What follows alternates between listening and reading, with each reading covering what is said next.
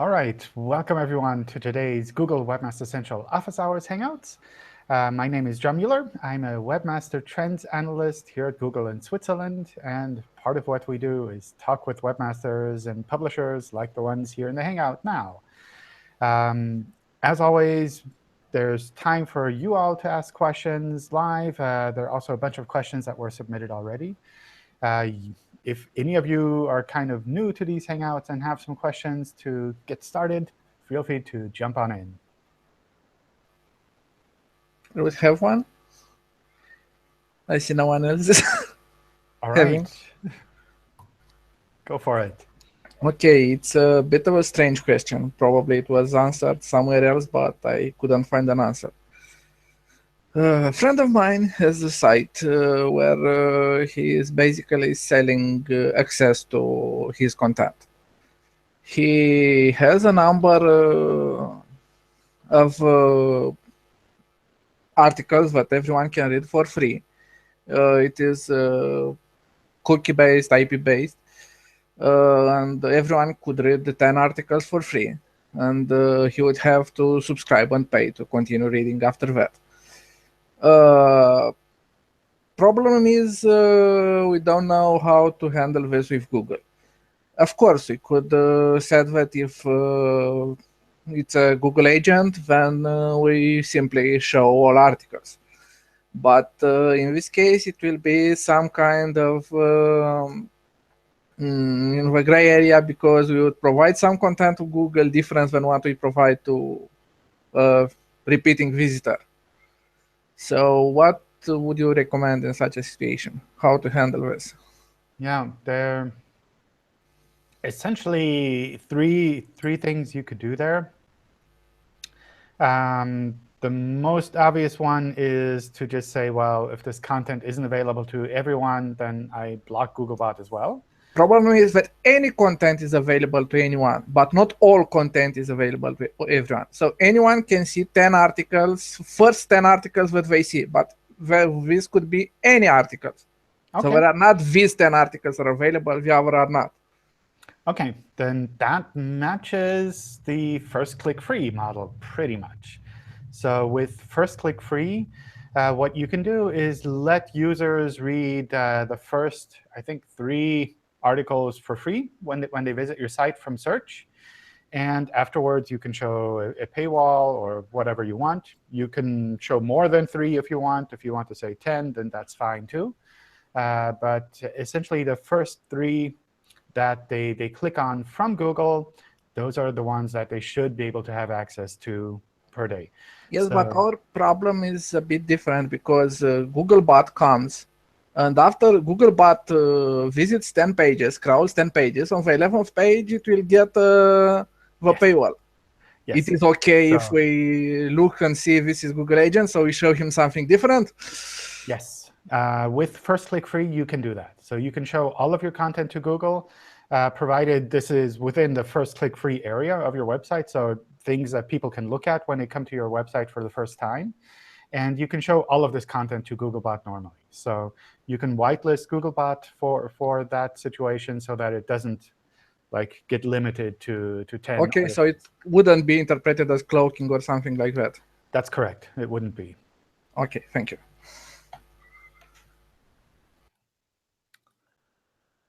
All right, let me run through some of the questions that were submitted. And it looks like we'll probably have more time for your questions as well as we get closer.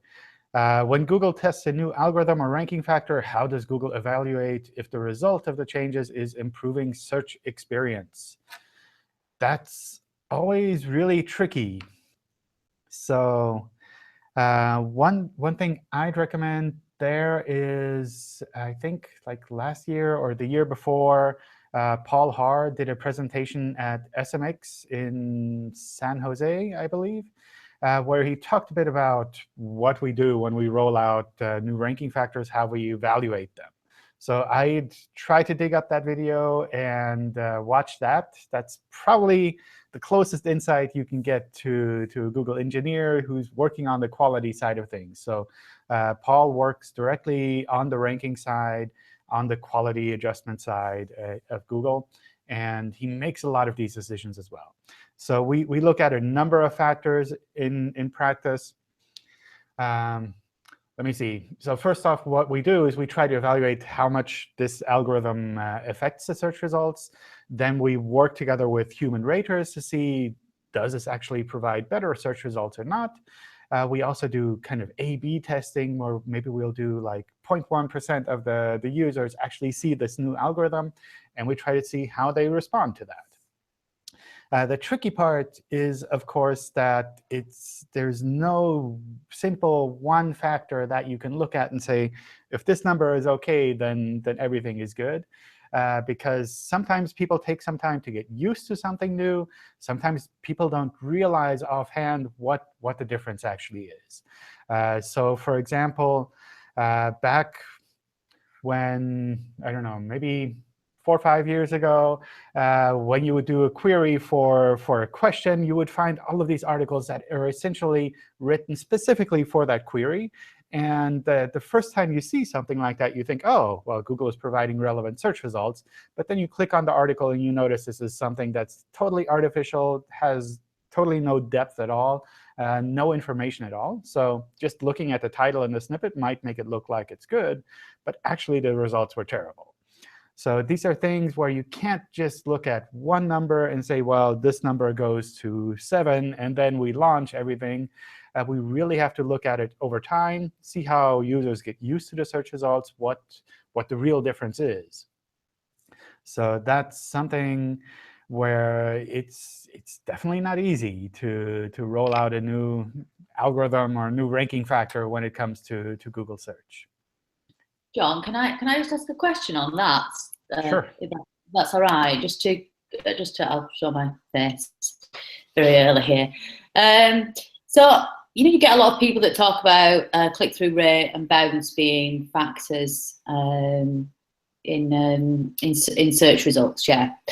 I'm not saying that that's the case, but I'm just saying that in the SEO community, we all hear like people saying click-through and bounce, etc. So is that maybe, when you're testing things, those factors will probably come into consideration then? I know that bounce is like a dirty metric as such from your side, in terms of that it's not really, the data is, it's on somebody's site for a start, isn't it? So it's not like you're clicking through from SERPs, and that's more easy to measure than on a website.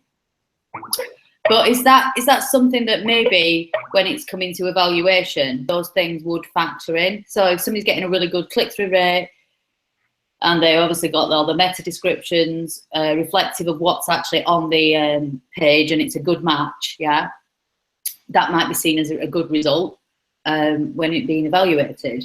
Sure. Yeah. If somebody like, this concept of pogo sticking, where somebody's like, oh, somebody goes on the site and they go straight back, pogo sticking back to search and then looking for the same query, would that be an indication that, well, actually, that must have been a bad result because they didn't find it? Do you know what I mean? So if somebody's looking around still, I mean, and it's not like refinement. Yeah, I mean, we try to look at that more on an algorithm level, so on a broader level, to kind of take out all of those edge cases where people look at a site and the site has like really easy to understand content, and you get the information that you need and you can leave immediately. So these are things so like an article or an egg type thing. Yeah, I mean, these are things where we try to look at that on a very broad level when we're evaluating algorithms, because we need to kind of understand what the general behavior is there. And these are things that can change over time. So, for example, I remember when we initially launched the label for mobile-friendly sites. We tried a variety of different things, from text to symbols to like positive labels or negative labels. And pretty much what we noticed is that as soon as we made a change, people were confused, and they weren't clicking on the mobile search results, even though they were on a mobile device. And it seemed like whatever we were doing was just confusing them more. So what we notice is that depending on what we're doing, it just took a bit of time for people to understand what that actually means. So if we show a green smartphone, it doesn't mean it will call the owner of the website, but rather this is probably a search result that is relevant to you. Or if you have like a crossed out smartphone, then you can understand, well, this is something that's not mobile friendly. So maybe it's not that useful on your smartphone. But these are things that if you look at the metrics immediately after the launch, you will see all kinds of crazy things. So with regards to bounce rate or click-through rate, you'll see all of this confusion happening. And this is something that just takes a while to settle down. And even monitoring how long it takes to settle down, that can be useful as well. So when we have like all these things like the rankings tools that monitor for forecast for the temperature of the SERPs or rank changes across like a broader number of keywords, things like that could massively impact. Yeah, in terms of things bouncing around. That's what I'm saying. When you're doing changes. Well, I imagine these SEO weather tools, they recognize these kind of changes from time to time as well. The tricky part is pretty much everyone, when they're searching, they're in at least a number of experiments. So there are always changes happening in the search results. There are always things that we're testing for to kind of see, are these things good changes or bad changes? If we change the UI slightly and add a couple pixels here, how do people respond to that? And that's like pretty much always happening. So a lot of times when I see the SEO weather report sites like say, oh, it's like record high weather today. When we ask around, it's like, well, we're not doing anything crazy. It's like just a bunch of tests are running at the same time, maybe. And maybe this testing tool is running into queries where they do see those changes. So it's not necessarily that something has actually changed, but we're always making changes. We're always kind of tweaking and testing to see what we need to improve. And that's something that I think all websites should be doing. Always kind of questioning what you're doing now and thinking about what you should be doing differently. And don't just like blindly charge down a new direction and say, oh, I saw this other website change all of the fonts to, I don't know, Comic Sans. Therefore, I will change my website too, and it will drive more traffic to my website. These are all things that you need to test. And maybe it works for some. Maybe it works for others. You need to constantly rethink what you're providing to make sure you're on top of things, that you're not just reactive to what the rest of the market is doing. Thanks, John. Cheers. Thank you. All right. Let's see. Big, long internationalization question. I manage 2 sites, same application, almost identical sites, different country code, top-level domains. End of October, these sites were redesigned, same CCTLDs, but information architecture changes. Let's see. We submitted sitemaps with hreflang tags. And December 3rd, the homepage for the Australian site disappeared from index. When you search for it with a site query, it's not there. I think this is probably a too complicated question to cover in a live Hangout like this. So what I would recommend doing there is posting in the Webmaster Help Forum with the details. So with the sites that you're actually looking at there, with the titles and the queries that you're seeing, where you're seeing these problems with. And we can take a look there. Oftentimes, the top contributors in the forums, they know the common problems that some of these sites run into, and they'll be able to help figure that out. And they can also escalate that to us if there's something really weird happening that doesn't match the common patterns. So that's kind of what I do there.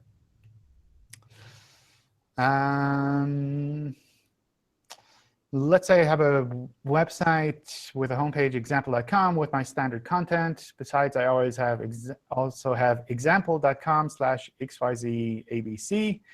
This URL redirects to the homepage. but coming from that page has slightly different content, perhaps personalized through cookies.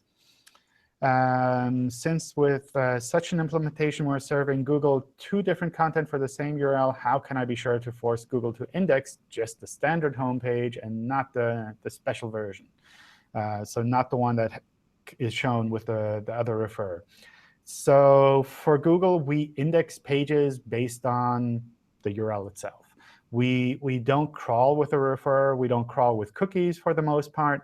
So what would happen here is we would index that page the way that any new user would see that page when they visit that page for the first time. So in a case like this, we would pretty much always see the normal homepage content and not the personalized version. So if you're doing any personalization through cookies, through checking for the refer, through location of the user, then we wouldn't see that. If that's OK for you, if you're showing the normal content that you want to have indexed, then that's perfectly fine. If the personalized content is actually the content that you need to have indexed and to rank for that, then that's something where maybe you need to make sure that at least some of that is available on the standard homepage by default as well, so that we can actually pick that up. So this is particularly common when you have websites that have highly personalized content based on the user's location, where if you go to the homepage, then people from Switzerland see the content from Switzerland, people from the US see the content from the US.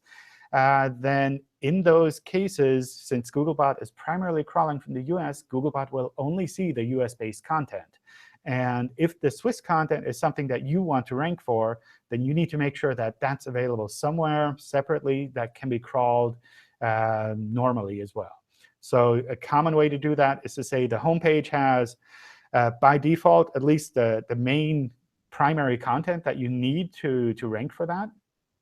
The more personalized content is available under separate URLs that can be crawled separately. And any personalization that you do on the homepage is kind of additional content that you don't really need to worry about for crawling, indexing, and ranking. So that's kind of what I would do here. So in your specific case, with a refer within your website showing slightly different prices, we wouldn't know about those different prices because we wouldn't crawl with that refer. One hypothetical site sells square apples on squareapples.com. Their competitor and a bad-mannered person creates a website, squareapplessucks.com, where in 10 sentences he says that square apples just suck. The site with the sucks ending has an even higher position by some rankings, and we lose a lot of users. So I guess the question kind of comes down to what can we do here? What can Google do to get rid of this other site that's so critical of our business? So from our point of view, we wouldn't take action on a site that is just negative about someone else. So that's not something where we would say, this isn't the official site, therefore we would not rank it in the search results. This isn't the official site, therefore we would remove it from the search results. If there's a legal reason for this site not to be available publicly, then you would need to get that legal information from a court order, for example, and bring that to our lawyers. And that's something that we would be able to take action on.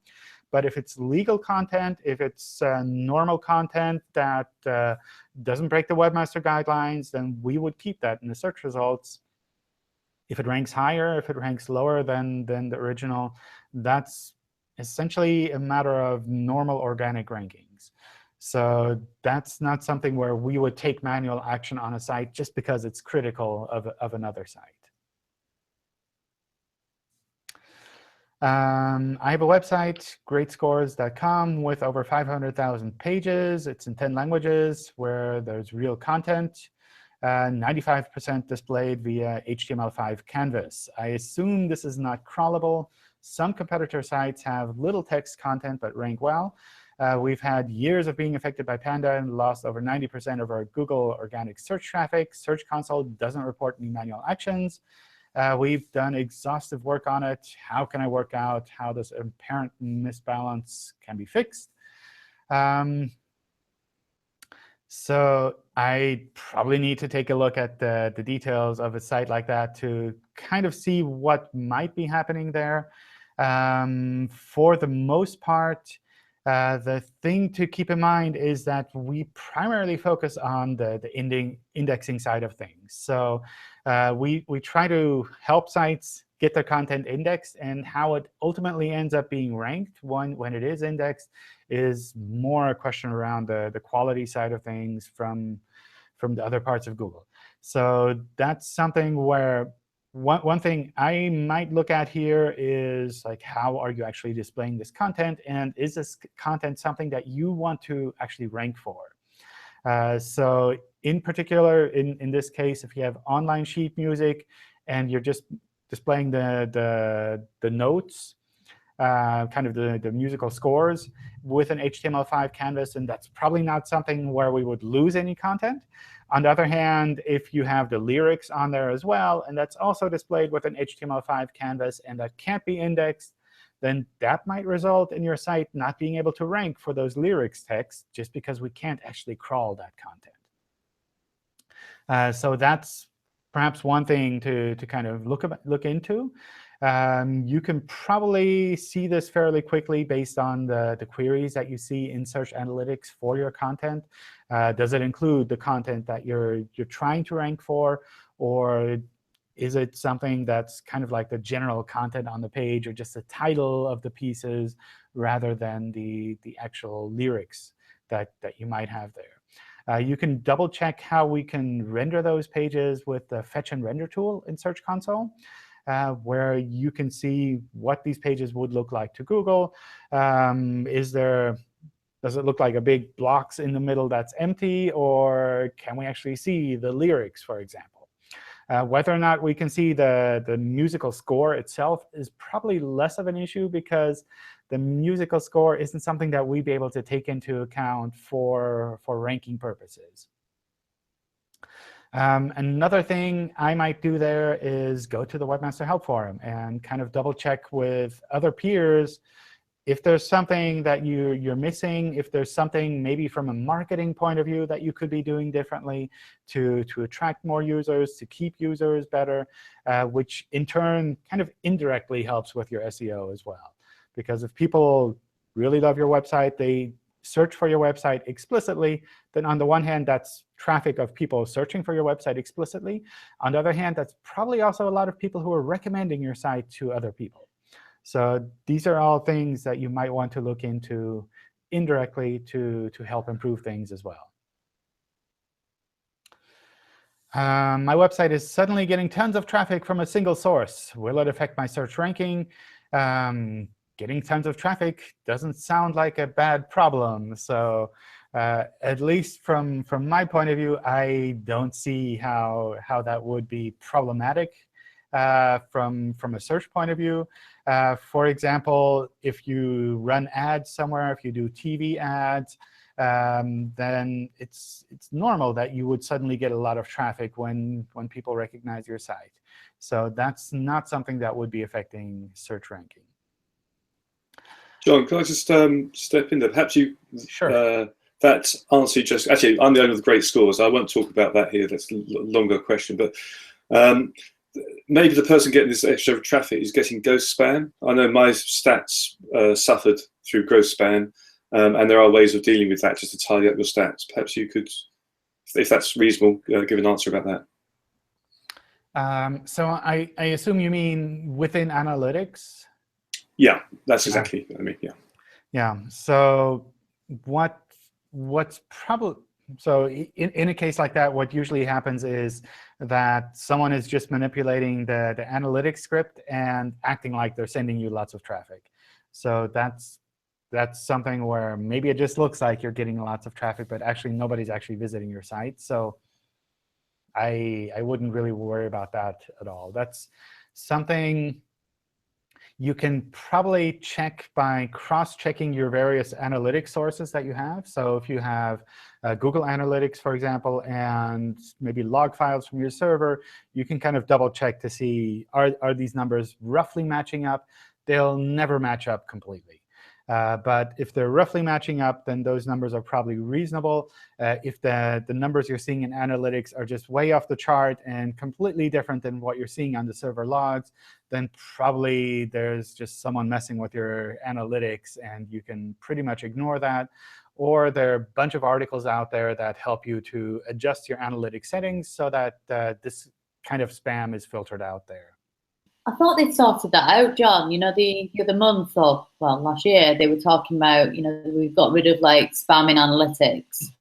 But I'm certainly seeing it again. You know, there's one in particular called Share Button, and it's a pain in the backside, to be honest, because it just totally skews all the figures.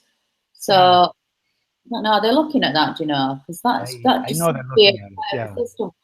Yeah, I know they're looking at it. It's something I pass that on to them from time to time, and they're like, yes, we're working on this. And I assume they do some things, and then the spammers do some things differently again. It's kind of a back and forth. And there was quite a blog post with like tips on how to set up filters for analytics to take care of that. I haven't looked into that myself.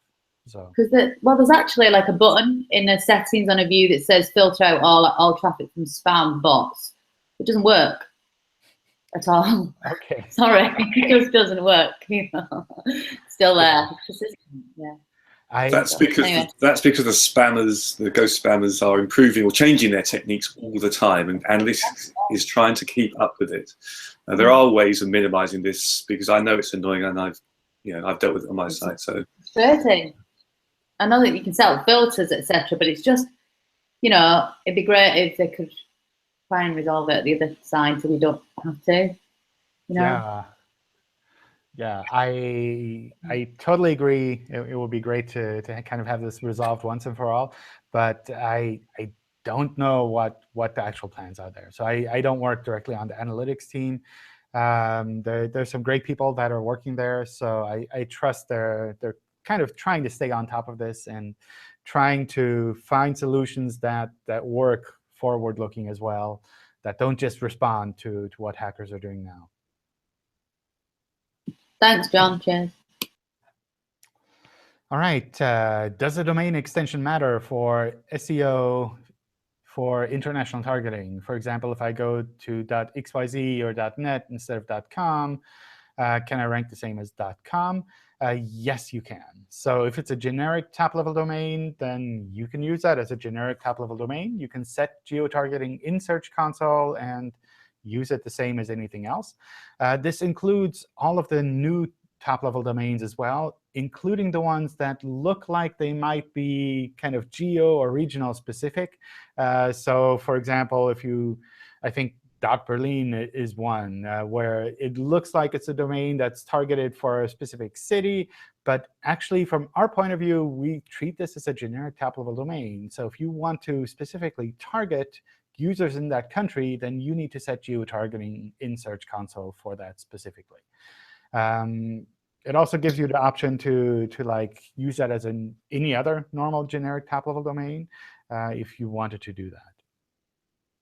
If you're trying to target local, you know, kind of local listings, say you've got a project that is like hotels in Berlin, blah, blah, blah, blah, blah, etc., and you go to a .com, to target those locations, you've got to have content, haven't you, that actually matches then in terms of locations, etc. So things like maps and local information and in the content, yeah. So that's going to make a difference massively, isn't it, if you go to .com?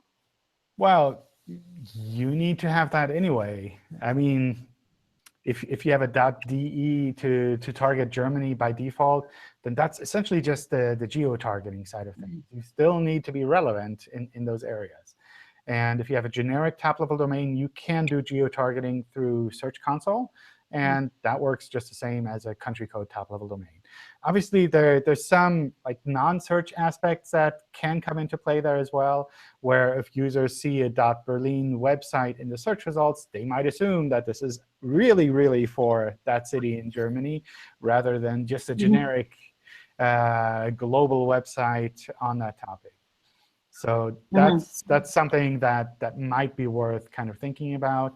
But from an SEO point of view, there's really no difference. So, I've just migrated from a .co.uk to a .com on quite a big sort of location, a directory type site, yeah.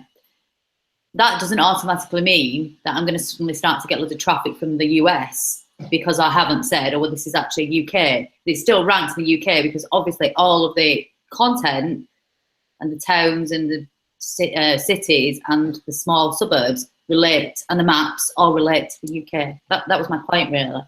Yeah. Well, I mean, for geo-targeting, we take into account a lot of things. So that's something where we'll probably just get it right by default. But if you want to make sure that we really understand that it's for the UK, then make sure to have the geo-targeting setting. And with the geo-targeting setting, what usually happens is just in that country, or maybe with geo-targeting in general, what happens is just in that country, we show it a little bit higher in the search results when we think someone is searching for something local. So if it's a global website and you have it on a country code top-level domain, that's perfectly fine. That doesn't really change anything. If someone is searching for something global, then we probably wouldn't take geo-targeting into account as much. But if someone is searching for something local, like, I don't know, just like pizza or something like that, then we would try to take geo-targeting into account and use that information that we have to bubble up the more local results as well. Well, Australian electricians rank in Manchester sometimes. But actually, no, it's not so much Manchester, but anywhere that they have, because I worked this out, I mean, I suppose it's not rocket science, really, because it occurred to me that a lot of the same places in Australia and the US, the smaller towns, have the same name. Yeah, like Manchester is in different places. And that's why. So people that are targeted to the word Manchester at a very granular level on a page, obviously are relevant because Google's not, maybe they've just not set that it's an Australian website in their, the geo-targeting. Yeah, I've seen a few edge cases like that that are a bit weird that we could definitely improve on. Okay, all right, thanks. All right, if I block Googlebot for URL like /myaccount or /wishlist, is that good or bad? That's perfectly fine. So if you're using the robots text file to block access to specific parts of your site that shouldn't be crawled or indexed, then that's perfectly fine.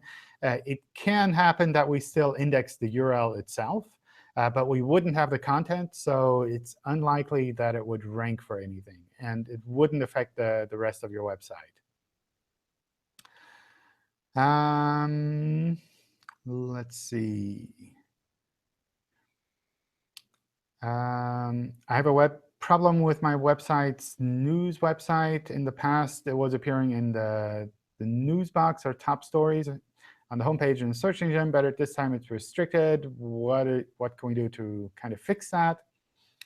In the news and the top stories section in the search results are completely algorithmic, and they're based partially on the content, partially on the queries, partially on how we think it makes sense to show websites with that kind of top stories set up there.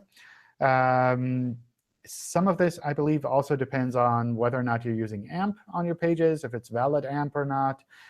So all of these things kind of come in together. And essentially, it's organic ranking in the end that kind of determines which URLs we show in which part of the search results. So specifically with regards to these kind of one boxes and different parts of the search results, it really depends on a number of different factors. So there's no one single thing that you can do to always show up there or to never show up there. And again, some of these depend on specific markup, maybe, or if you're using AMP, some of these do only use AMP results. So that's something to kind of double check, that if you're trying to show AMP and there's something technically wrong with the way that you're providing the AMP pages, then that's something you'd need to fix too. I see a lot of international sites ranking in India. They're not relevant, but they still rank well. Is Google doing this intentionally, or is this algorithm to show search results because it's relevant and to ignore the regional criteria? If these are bad search results, then we're probably not doing that intentionally. What you can do is maybe send me some screenshots, some queries where you're seeing this happening. Ideally, these would be queries that would be kind of generic. So not like searching for the title of one specific website and then complaining that this specific website is shown in the search results, but rather something generic. So maybe a type of business, something like that, and really showing exactly what you're seeing there. So ideally, in the first couple of search results, that we're getting something completely wrong. And that's something that our engineers love to see, because it really gives them something to kind of work on. So if you're seeing examples like this, feel free to send them my way. Curious about how gender comes into play with Google search results. Google search for swimsuit lists sites pertaining to women's swimsuits. Would it be negative or duplicate content to have non-gender swimsuit pages? No, I don't think that would be negative at all. I don't think that would be duplicate content. That's something which you can provide however way you want to do that on your website. So that's really essentially something left to you to kind of decide. As far as I know, our algorithms don't try to skew things automatically. We try to use the same algorithms across the board. And sometimes that results in weird search results that are a bit skewed. A lot of times, the feedback about these weird search results does help us improve our algorithms to make sure that we're providing a comprehensive view of the web, rather than something that's skewed in one way or the other. But making content on your website that matches how you want to provide that's perfectly fine. I think that's a great thing to do. John, can I ask a question on that? Sure. Which is like a follow-up. I'm just going to paste a link into the chat. It sounds like he's talking about a similar result to this, where you get a list of things when you Google something. What type of result is that?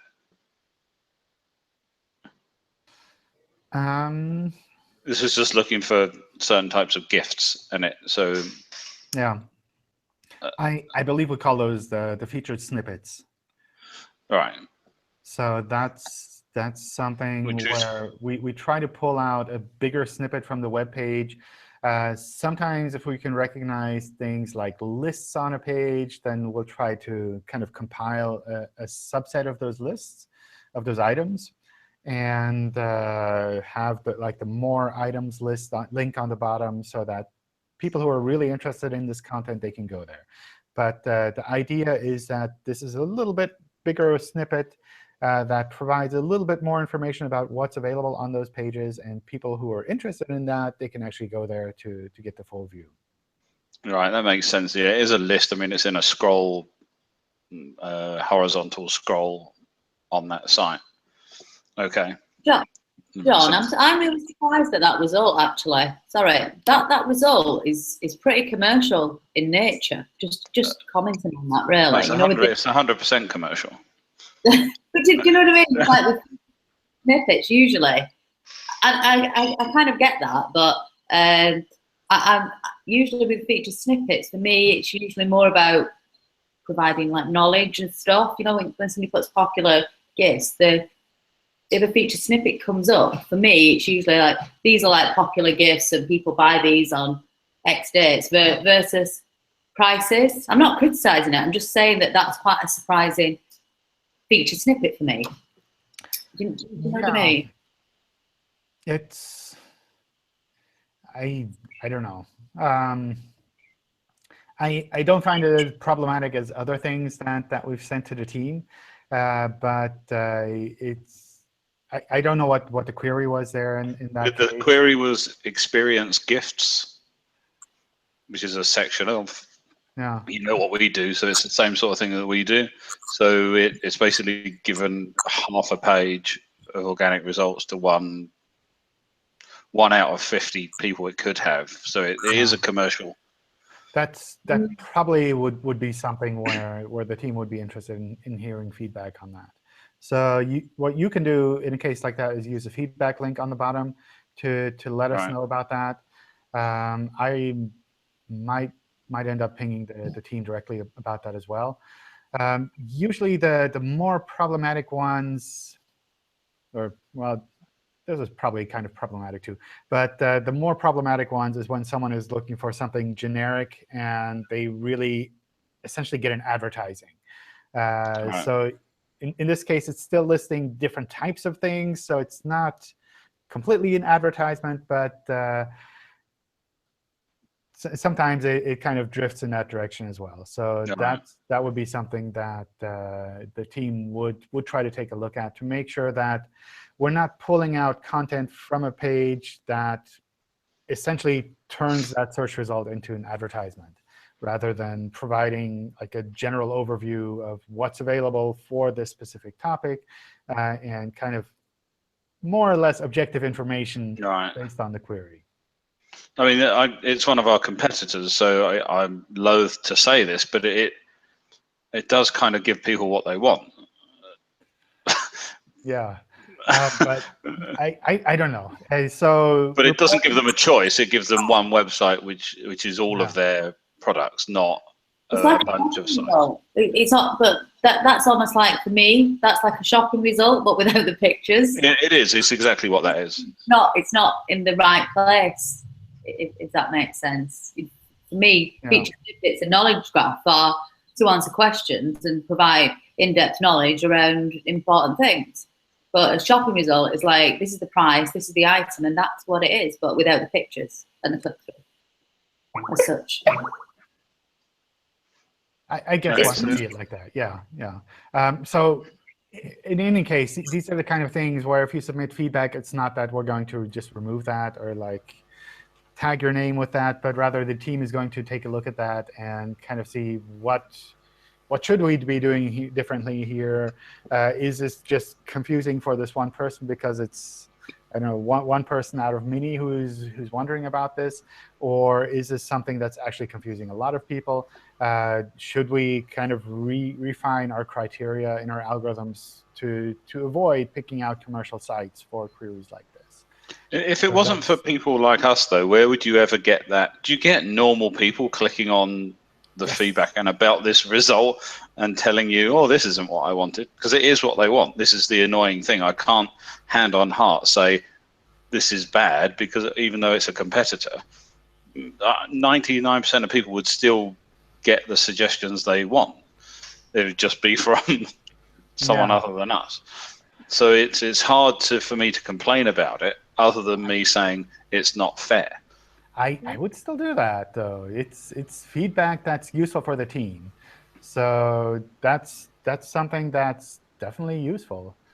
And it's not that there'll be like a mark on your record, and it's like this guy is always complaining about search results, but rather this is something that the team looks at objectively, and it's like, well, I don't need to worry about marks on my record. I've got enough. Yeah, don't worry about it. Will that change, though? You know, that result, will that change dependent on the previous browsing behavior? If somebody's logged in and they have been looking commercially for, you know, this particular type of thing, and they have intent, you know, there's a detection of intent to actually buy. So would that result be different? Maybe. I don't know. So I don't know. I'd have to look into the query and what's actually happening there. but that can happen as well. So there's always a pretty strong aspect of personalization that comes into play. I don't know if that would be strong enough to kind of change things for that specific query. So that's kind of hard to guess there. You know, the other week, I'm not going to say which one, but I kind of mentioned like a result that I'd found when I was doing a bit of research for my dissertation. It looked like two sites that were exactly, 2 pages that were exactly the same, yeah, that came up in SERPs. In actual fact, there were differences. And I kind of worked out that perhaps some reason why that may have happened was because a .com and a .co.uk came up, yeah, together. And it occurred to me that it might be because previously in the day, I'd been looking in incognito, because I'm an SEO and I look at rankings incognito from time to time, as we all do. But I'd been looking at .com for something, yeah. And then later on, I'd gone obviously back into my normal mode, and I'd been looking in .co.uk. So it occurred to me that maybe, and the .co.uk page I'd visited about 5 times previously. When I ran that result, it actually showed these 2 sites, and I think it was working out that, well, actually, does she want the .com, or does she want the .co.uk? Because earlier she was looking at .com. Is she in a different country at the minute? I mean, these things may come into play, might they? I think that's more coincidence, because we wouldn't take that into account if it's from an incognito session. So that's something where sometimes you run across these uncanny coincidences, but that's really not related there. But it wouldn't pick up on any sort of browsing behavior in incognito at all? No. If I was logged in within that session, within incognito, of course, but like from an incognito session to another session in another browser or another profile, that wouldn't be connected at all. Okay. All right. Okay. Fair enough. I have one more question, John. All right. Okay, it's about a site which promotes a new game, and the thing is, it has a page how you can help us, and it lists a few things there. One is go donate on our Kickstarter campaign and other things like that. And one of the things the guy wants to add, but I don't know if it will be in Google's guideline violation or not, would be to add a section where he says, write about us, share things about us, share news about us, write about us on your blog, give us a link from your site. Would be that in guidelines violation or not? Is basically asking for backlinks, but it's not contacting someone and asking. It's if someone lands on your page, you're saying that you would appreciate if they would talk about you and link to you, and that's usually not a problem. That's something that's perfectly fine to kind of make it easy for people to link to your site. That can make a lot of sense. so there would be no risk for something manual penalty if someone from West team or someone gets to that page and see. That would be perfectly fine. Okay, thank you. All right. Is that yeah, go for it. just one quick follow-up to that, which might just be speculation, but previously people have said that when the Google looks for particular phrases on sites in order to find spammers and link builders, so if you have the words, you know, link to us, or specifically if it mentions buying links or something, then you can pick that out. But are you really good at determining the people that are buying and selling links versus the people that are just asking for a link? Because that's all that is saying we're great, link to us, which a lot of people do, versus we buy and sell links, which is a subtle difference depending on the language used. Yeah, so for the most part, we should be able to pick that up separately.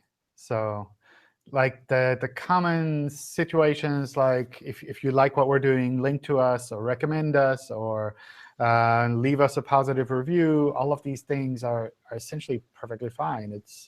You're not forcing someone to do something. You're not kind of limiting their access based on what they're doing. You're not exchanging anything for those links. You're just saying, well, don't forget to kind of let us know what you thought about about our content, or let other people know about our website if you liked what you saw here. OK. All right, let me run through some of the questions that were submitted quickly. We wonder about the priority of an H1 tag compared to other H tags on a page. Is it like 50%, 100%? We don't really have numbers with regards to the specific headings on how strong they're valued. So I would recommend just using them there how you would do that normally, semantically on a page, and not overdoing it. And then things will kind of work out fine. We try to use the heading to determine the context of the heading and the rest of the content on the page. So there's really no value in taking the whole page and wrapping it in an H1 tag. It's really more about understanding the content on there better. With the mobile-first policy, will it affect desktop rankings? No. This is specific. Wait. Take a step back. Mobile-first indexing, will it affect desktop ratings? Yes. That will affect the desktop rankings as well, because we'll index the mobile pages and use that for the desktop search results as well. So that John, can I just ask one question on that? Because I shared today Jennifer's thing about the mobile first indexing, what you need to know type thing. And a few of my SEO peers have said it's not just around the corner. So how big is the corner? How soon do we think mobile first indexing is likely to come around? I don't have any dates. So is it months? Is it years? It's not going to be years. So I would guess, I'm just making a guess, later this year sometime. But we will inform people when we get closer, when we actually have a date, so that there's really sufficient time for people to kind of resolve issues that they might need to resolve.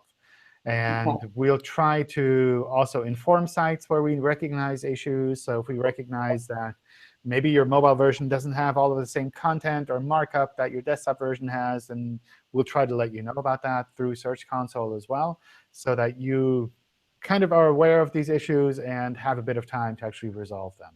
So it's not going to be like Q1 this year or anything like that? I don't know about like Q1, but we're definitely not the case that's like next week we'll be switching it on, by the way. So we're really aiming to have sufficient time to let people know about this. We're still experimenting with where the actual problems might be. So that's something we wanted to announce that early, so that people are aware of this direction, and that people can kind of think about their sites already in that kind of frame of mind, but not in the sense that people need to urgently change things on all of their sites. Will we get a date like we did with mobile? No, probably, but not today. Yeah. OK. All right. So what I'm saying is, will we get like a date nearer the time where, remember when you did with the mobile friendly thing, when you said April 21st, it's all going to kick off type thing? Probably. Like you have with the show? All right. OK. Well, that's worth knowing. That's good. I don't know. Okay. Good. Right. OK. Thank you. Does Google place more or less value on internal links that are open in a new browser window? So with target equals blank or target equals self? No, we don't treat them differently at all. I found this one interesting. I'm from Sri Lanka, and the dominant language used here is Sinhala. Although it's widely spoken, the actual Sinhala keyboard is not widely used, especially not in searches. So users are more likely to type phonetically using the QWERTY keyboard. So the question is it worth having a piece of content with the Sinhala content phonetically written out using the English script, or would that just look spammy, like spammy googly book for Google? Would hreflang tags help or hurt? Technically, the content is not in Sinhala, and as far as I know, there's no way to define this particular case. So I asked around a bit for that specifically, and that is a tricky situation. So it's similar to other cases that we've seen, for example, in Hindi, where people like to read content in Hindi in the right script, but they search in English. Or not in English, but with kind of the English alphabet. And what we've seen is what some sites do is they use the titles of the articles, for example, with the phonetic kind of transliterated text, so that at least the titles of these articles are findable like that. We've also made significant changes in the way that we search and the way that we index the content, specifically for those users in those locations. So that's something we'll probably try to catch up on that as well, so that when people search with their transliterated content, then that's something where we'll probably still be able to bubble that up. But I see that as something more long-term than something just around the corner. With regards to hreflang, one recommendation I heard is to use BCP49, I think, as a tag, where you could do something like SI for Sinhala and then -Latin to let us know which variation of the language that you're actually using on those pages. But that's something you might want to kind of experiment with rather than blindly implement that.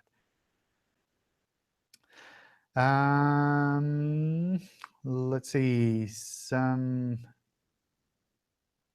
Yeah, the other questions I probably need a bit more time to kind of dig into. What else is on your mind? Oh, I got one. OK. So this is actually site-specific. We're working with a university in the United States, and they recently launched a new program for their students, and they decided to create a separate WordPress installation for that program that's in a subfolder on the main domain. So this is actually the actual subfolder. So we're trying to do SEO for that, and it's been launched for 4 months now. And one of the weird things is, like, for most of the main keywords that they're targeting, they're not ranking at all. And I don't mean top 10, top 100. So for something like this, which is one of their main keywords, they're not ranking at all in all of the results. So I went to the last page, 700 results or something like that, and they're not there at all. So it's been 4 months, so I expected that at least they would be somewhere in the top 100 at least. So I'm not sure if there's something maybe wrong with the domain, because at least on that subfolder level, it seems everything to be fine. I don't know if maybe I was thinking that since the design is different, maybe Google thinks it's, well, might be a student just creating a website in a subfolder, and maybe we should take it from zero, so to say. But that still wouldn't explain why they're not showing up at all. So I'm not really sure what's going on there. I don't know. I'd probably have to look into that more. So what I usually do there is to do a site query in addition to the generic query to kind of see, are we even indexing that content? Is it even available? Yeah, and it is. It looks like it is. So it's, I don't know. I can take a look into that later on to see if there's something unique that you're missing out, or that we're kind of getting confused about. But it sounds like, I don't know, weird situation. Yeah. Well, I was expecting, since it was indexed, it would show up, even if very on a very low position, it would show up somewhere, but not showing up at all for one of their main keyword is kind of weird, especially since the content seems to be normal, so there's nothing. Yeah. Out of I don't content know. there. I can take a look to kind of see what to do. Are you maybe for .edu domains? Are you treating anything differently in any way? No. Okay. Not Well, really at all. looking forward for anything you might find. Sure. Can I ask a really quick question, John? Sure. So I'm quite intrigued at the moment with the concept of near duplicate content, because I think it's kind of an area where people do have quite a lot of confusion as to what actually is near duplicate content. Obviously, we know that duplicate is like, this is exactly the same output, same checksum, etc., but it's on maybe HTTPS versus HTTP, a different domain, like mirroring other stuff, that kind of thing. Yeah. So it's the same output. Whereas this near duplicate content thing, has your definition internally kind of changed of that over the years, given that there's more and more now sites that do like lots of dynamic stuff? So sites that's maybe pulling bits of, latest posts, and they do a lot of like randomization, and they have like almost like little clusters of things, etc. So, because I was looking at some of the Monica Hensinger stuff, my new area of interest now. The detection of duplicate and near duplicate content patents from over the years. There's like been about 7 iterations of that, and that looks at how snippets, or not snippets, it's the wrong word, but clusters of content are sort of like marked from a page and then compared with each other to sort of see whether any bits are the same. So take away the template, the boilerplate areas. But I'm just wondering whether over the years, because people's sites have changed and the nature of them has changed because there's all these dynamic things now, would that be fair to say that near duplicate now is probably not what it used to be?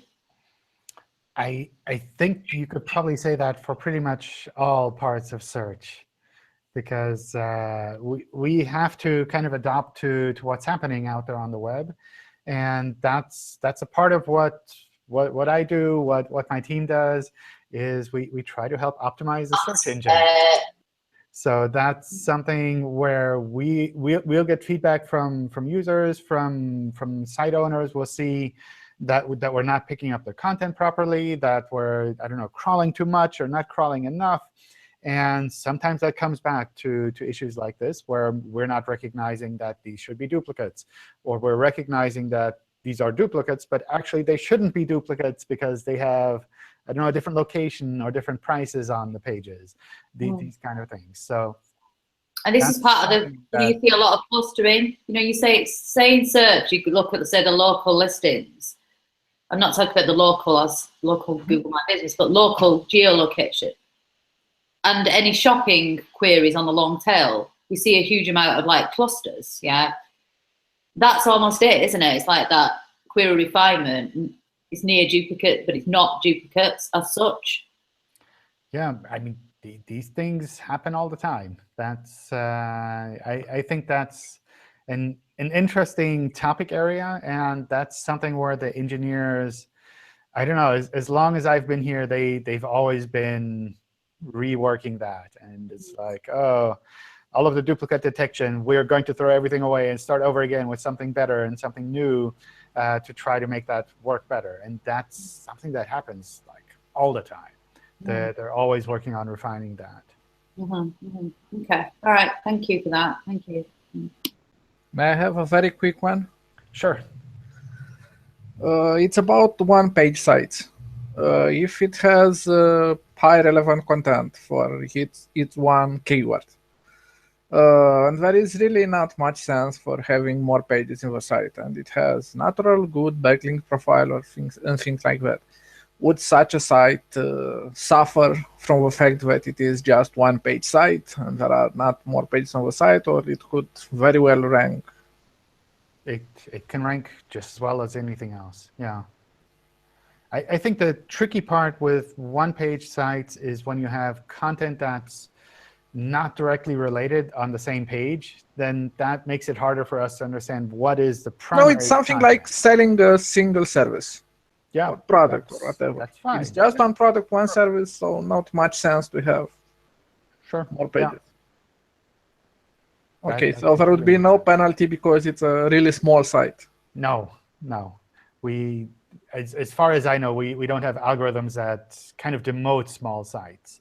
It's almost the contrary, that we try to recognize websites individually and make sure that especially small sites are at least completely indexed.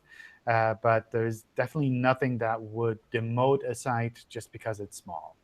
Not the opposite, promote a site because it's big and it has a lot of pages and backlinks on different inner pages. Because if you promote those, basically it's like you demote your other ones.